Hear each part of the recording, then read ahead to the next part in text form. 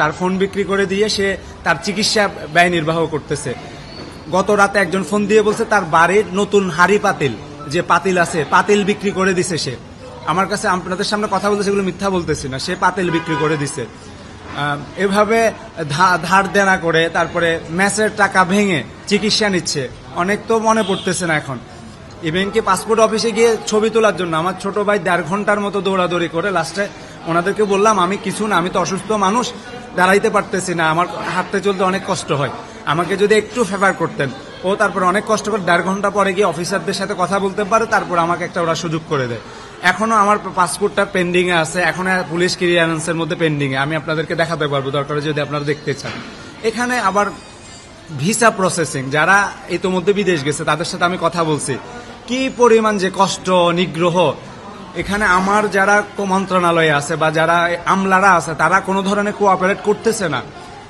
ওখানে থাই এম্বাসি তারা নিজেদের কোন রকম প্রুফ ছাড়া নিজস্ব মানবিক দিক বিবেচনা করে করে দিছে, ভিসা করে দিছে। এই ছেলেটা আহত, তারা কোনো ধরনের প্রুফ চায় না, শুধুমাত্র দেখছে যে তার মেডিকেল, সে অরিজিনালি আহত, মানবিক দিক থেকে তারা ভিসা করে দিছে। আর আমাদের যারা মন্ত্রণালয় আছে তাদেরকে একটু বলা হয়েছিল আপনার একটা ফোন কল দেন একটু ওই এম্বাসিতে যেন আমাদের ভিসাটা করে দেয়। তারা একটা ফোন কলও দিতে পারে না, তথাকথিত একটা কাগজ দিয়েছে যে কাগজের কোনো ভ্যালু নেই।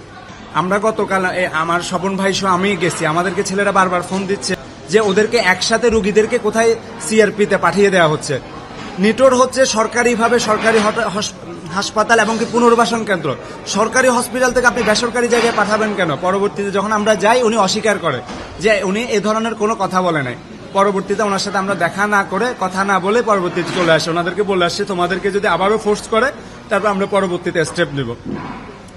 আমি আমার ইন্টিম গভর্নমেন্টকে অনুরোধ জানাবো এই জাতীয় যারা আছে তাদেরকে অনতি বিলম্বে আপনারা অপসারণ করেন। এবং কি যিনি স্বাস্থ্য সচিব আছে উনি নাকি ভুলে যান, ওনার কিছু মনে থাকে না। এই ভুলে যাওয়া ব্যক্তি কিভাবে একটা গুরুত্বপূর্ণ দায়িত্বে থাকতে, খালি আহত না পুরো বাংলাদেশেরই তো উনি স্বাস্থ্য সচিব। এখন পর্যন্ত আমি সরকারি কোনো 1 পয়সা পাই নাই।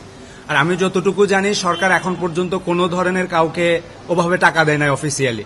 আর বিভিন্ন সরকারি হসপিটালগুলোর যে পরিস্থিতি, এই যে ডোনেশন করে না মানুষ, যে সমাজসেবা অধিদপ্তর আছে ওখানে গিয়ে মানুষ ডোনেশন করে, ওই ডোনেশনের টাকা দিয়ে চিকিৎসা হচ্ছে। সরকার যে ফ্রি চিকিৎসার এটা এক ধরনের অসম্মান করতেছে, অবজ্ঞা করতেছে, অবহেলা করে। আমি এই শব্দের তীব্র প্রতিবাদ জানাই।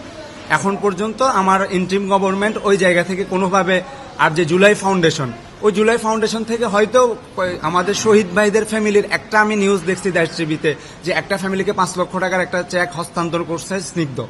এখন পর্যন্ত যারা জীবিত আছে তাদের কয়জনের কাছে পৌঁছাইছে এই টাকা আমি ঠিক জানি না, আমার কাছে তো তথ্য না। আমি পরশুদিন আমাকে স্নিগ্ধ নিজেই ফোন করছে, সে আমার কাছে একটা লিস্ট চাইছে।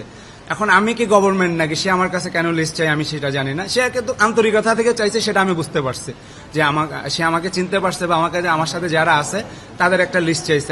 আমার বক্তব্য হচ্ছে আমার থেকে কেন লিস্ট চাইবে? রাষ্ট্র আছে, গভর্নমেন্ট আছে, যারা কাজ করতেছে তাদের থেকে লিস্ট চাইবে, তারা করবে। এখন পর্যন্ত ওভাবে টাকা পয়সা। আর জুলাই ফাউন্ডেশনের যে 100 কোটি টাকা, ধরেন আমার ওখানে বলা হচ্ছে পুনর্বাসন, প্রতিনিয়ত লাশের মিছিল বাড়ছে, প্রতিনিয়ত মৃত্যুর মিছিল বাড়ছে। আমি যদি ওই লাশের ওই ফ্যামিলিকে জিজ্ঞেস করা হয় তাদের কোনো খোঁজ খবরই নেওয়া হয় না, জাস্ট 2-1 জন। আপনারা ইয়ামিনকে দেখছেন না? ওই ফ্যামিলিটার খবর জানেন না। সর্বশেষ ইয়ামিনের যে ভিডিও করে ওনার 2টা চোখ গুলিবিদ্ধ হয় ছড়া বুলেটে। আমি সর্বশেষ সপ্তাহখানেক আগেও যখন ওনার খোঁজ খবর নিয়েছি, মানে তখন উনি বলছে এখন পর্যন্ত ওনাকে কেউ দেখতে আসে নাই।